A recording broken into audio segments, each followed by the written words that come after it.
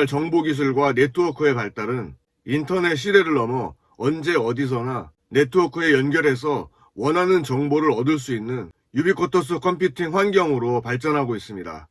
물론 최근에는 4차 산업혁명이라는 용어로 좀 더 개념이 확장되고 있지만 90년대 중반 월드와이드 웹을 중심으로 인터넷이 급속도로 확산되면서 유비쿼터스는 향후 우리의 미래를 지배할 기술로 제시되었습니다. 사실 요즘 유비쿼터스라는 말은 4차 산업혁명이라는 화두에 가려서 상당히 오래되고 철질한 용어로 전락한 느낌이 없지 않습니다. 하지만 유비쿼터스라는 용어가 처음 제시했던 철학과 비즈니스 모델은 4차 산업혁명의 시대라고 하는 요즘에도 대부분 통용되는 내용들이 많습니다. 이번 영상에서는 이 유비쿼터스 컴퓨팅에 대해 알아보겠습니다.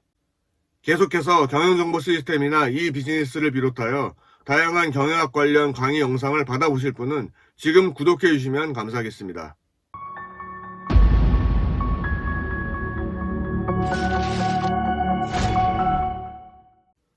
먼저 유비쿼터스 컴퓨팅에 대한 정의를 몇 가지 살펴보겠습니다. 다양한 종류의 컴퓨터가 사람, 사물, 환경 속으로 스며들어 서로 연결되어 언제 어디서나 컴퓨팅을 구현할 수 있는 환경. 사용자가 컴퓨터나 네트워크를 의식하지 않는 상태에서 장소와 수단의 구애 없이 자유롭게 네트워크에 접속할 수 있는 유비쿼터스화된 정보통신 환경. 여기서 유비쿼터스라는 말의 의미는 물리적 공간에 존재하는 우리 주위의 모든 사물 하나하나에 다양한 기능의 컴퓨터 관련 기기들을 탑재하거나 심는 것입니다. 더 나아가 이들을 보이지 않는 가상의 네트워크로 연결시킴으로써 기능적, 공간적으로 사람과 컴퓨터, 그리고 사물이 하나로 연결되고 이들 간의 정보가 자유롭게 흐를 수 있도록 해주는 것입니다.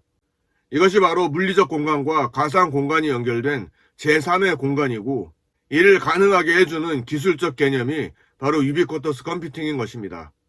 이러한 유비쿼터스 컴퓨팅은 몇 가지 환경 조건을 갖추어야 합니다. 먼저 장소에 구애받지 않고 자연스럽게 존재해야 합니다. 둘째, 스스로 판단할 수 있는 자율성을 가져야 한다는 것입니다. 이와 같은 환경 조건을 바탕으로 유비쿼터스 컴퓨팅의 궁극적인 모습은 컴퓨팅이 수도나 전기와 같이 누구나 손쉽게 이용할 수 있는 일종의 유틸리티로 인식되는 것입니다. 즉 사용자는 컴퓨터가 있다는 사실조차 인식하지 않고 일의 본질에만 전념할 수 있는 환경이어야 합니다. 이 용어를 처음 사용한 미국의 마크 아이저는 유비쿼터스 컴퓨팅이 메인프레임과 PC에 이은 제3의 정보혁명의 물결을 이끌 것이라고 주장했습니다. 이렇게 변화되는 사회를 마크 아이저는 어디에서든지 컴퓨터에 접근이 가능한 세계라고 정의했습니다. 이 마크 아이저가 제시한 유비쿼터스의 개념은 1988년 쉬운 컴퓨터 연구라는 프로젝트를 추진하면서부터 비롯되었습니다. 마크 아이저가 제시한 유비쿼터스 컴퓨팅의 목표는 컴퓨터가 우리 주변의 생활 환경이나 업무 활동에 조용하게 스며들도록 하여 인간 중심적인 컴퓨터 환경을 구현하겠다는 것이었습니다. 즉 유비쿼터스 컴퓨팅은 단순히 컴퓨팅 환경을 개선하는 것에만 그치는 것이 아니라 인류의 사회 문화까지 전반적인 변화를 가져올 것이라고 예상한 것입니다. 앞서 말했듯이 이러한 변화가 최근에는 4차 산업혁명이라는 이름으로 진행되고 있다고 보시면 되겠습니다. 특히 인공지능과 사물인터넷 기술이 가장 관련이 깊다고 할 수 있겠죠. 이러한 유비쿼터스 컴퓨팅의 구현 방향을 그림으로 정리해 보겠습니다. 이 그림과 같이 컴퓨팅 기능의 내재성과 이동성을 강화함으로써 실현될 수 있다고 보고 있습니다. 여기서 내재성이란 컴퓨터 기능이 환경에 내재되어 사람들이 인식하지 못하는 상태에서 컴퓨팅 기능이 수행됨을 말합니다. 세탁기라든가 냉장고, 전자레인지 등을 작동하면서 컴퓨터를 사용한다는 생각이 들지 않는 것은 컴퓨팅 기능이 기기 내에 내재되어 있기 때문인 것입니다. 그리고 이동성이란 상시적으로 들고 다닐 수 있을 정도의 소형 컴퓨팅 기기를 통해 유비쿼터스 환경이 구현됨을 의미합니다. 이 소형 컴퓨팅 기기는 다양한 웨어러블 디바이스로 구현되기도 합니다. 우리는 이 그림을 통해 이동성과 내재성이 제한된 전통적 컴퓨팅 개념에서 한 걸음 더 나아가 진화된 형태의 미래 컴퓨팅 환경을 상상해 볼 수 있습니다. 앞서 유비쿼터스 컴퓨팅의 특징으로 물리적 환경과 가상 공간이 연결된 제3의 공간이라는 표현을 했습니다. 이 제3 공간은 끊임없이 스스로 움직이며 정보를 수신하고 발신하는 공간을 지향합니다. 제3 공간에서 신선한 정보 유통이 중지되는 것은 곧 공간의 죽음을 의미합니다. 제3 공간에서는 물리적 공간에서 일어나는 모든 상황 변화에 대한 인식이 센서를 통해 문자, 음성, 동작, 영상 등에 관계없이 수행되고 센서와 센서, 센서와 사람 간에 정보가 실시간으로 공유되어야 합니다. 이는 4차 산업혁명에서 이야기하는 사이버 물리 시스템과 연관이 깊습니다. 사이버 물리 시스템이란 컴퓨터 프로그래밍으로 만들어진 가상의 세계와 물리적 법칙에 의해 운용되는 물리적 세계를 통합하는 개념을 의미합니다. 여기서 사이버라는 표현은 디지털 환경으로 이해하시면 되겠습니다.